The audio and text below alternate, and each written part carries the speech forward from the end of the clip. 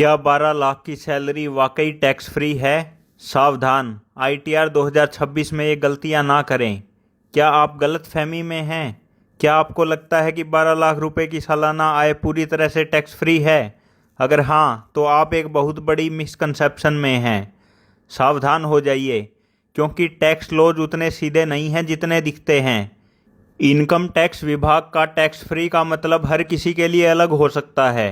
एक छोटी सी चूक आपको एक सामान्य टैक्स पेयर से सीधा टैक्स डिफॉल्टर बना सकती है। मुख्य मुद्दा देखते हैं, gross salary versus net taxable income. याद रखें, इनकम टैक्स आपकी ग्रॉस सैलरी पर नहीं बल्कि आपकी नेट टैक्सेबल इनकम पर लगता है। न्यू टैक्स रिजीम के भ्रम को देखते हैं। बहुत से लोग बिना सोचे समझे न्यू टैक्स रिजीम चुन रहे हैं। यहाँ आपको 80C या 80D जैसी कोई भी डिडक्शन नहीं मिलती, केवल स्टैंडर्ड डिडक्शन ही मिलता है। ओल्ड रिजीम का फ़ायदा उसको देखते हैं। अगर आप HRA, LTA या होम लोन इंटरेस्ट का क्लेम करना चाहते हैं तो ओल्ड रिजीम आपके लिए बेहतर हो सकती है। रॉन्ग रिजीम सिलेक्शन को देखते हैं। जल्दबाजी में गलत रिजीम चुनना आपकी जेब पर बहुत भारी पड़ सकता है। हर हाल में अपनी कैलकुलेशन दोबारा करनी होगी। टोटल इनकम कैलकुलेशन को देखें तो सिर्फ सैलरी ही नहीं, अन्य आय को भूलना सबसे बड़ी गलती है। जैसे बैंक इंटरेस्ट, अगर आपको बैंक से ब्याज मिल रहा है तो वह आपकी कुल आय में जुड़ता है। जैसे रेंटल इनकम, किसी पुरानी प्रॉपर्टी से मिल रहा किराया भी टैक्सेबल है। जैसे स्टॉक मार्केट से हुआ मुनाफा भी आपकी कुल आय का हिस्सा है।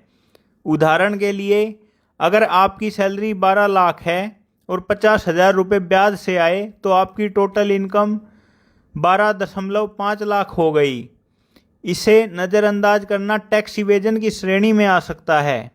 निष्कर्ष क्या करें तो समाधान क्या है? रिकैलकुलेशन, अपनी इनकम का सही गणित लगाएं और दस्तावेज तैयार रखें। आईटीआर फाइल करने से पहले सभी सोर्सेज ऑफ इनकम की जांच करें। प्रोफेशनल मदद लें। अगर कन्फ्यूजन हो तो एक्सपर्ट से सलाह लें। सरकारी नोटिस से बचना है तो आईटीआर फाइल करते समय पूरी सावधानी बरतें। ऐसे ही और फाइनेंस अपडेट्स के लिए हमें फॉलो करें। ये एजुकेशन पर्पज़ के लिए वीडियो बनाई गई है ताकि आपकी फाइनेंशियल अवेयरनेस को बढ़ाया जा सके। हेल्थ केयर और एनबीएफसी में निवेश के मौके, मार्केट की बड़ी अपडेट। मार्केट एक्सपर्ट प्रशांत खेमका ने निवेशकों के लिए नए अवसर की पहचान की है।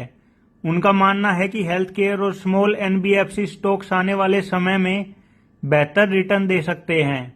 उनकी रणनीति मैक्रो अनुमानों पर निर्भर रहने के बजाय आकर्षक वैल्यूएशन पर बेहतरीन बिजनेस खोजने पर केंद्रित है।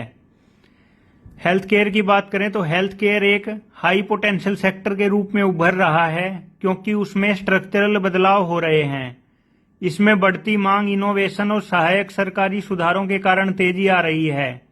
निवेशक भारत के विस्तार करते हुए हेल्थ केयर इकोसिस्टम की असीमित क्षमता का लाभ उठा सकते हैं।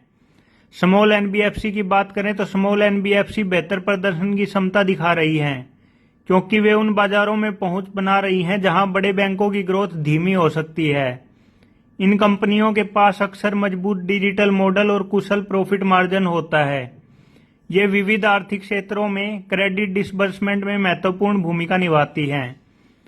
Bottom up approach, white of capital market को टाइम करने या टॉप डाउन मैक्रो दांव लगाने के बजाय बॉटम अप स्टॉक चयन दर्शन का पालन करती है।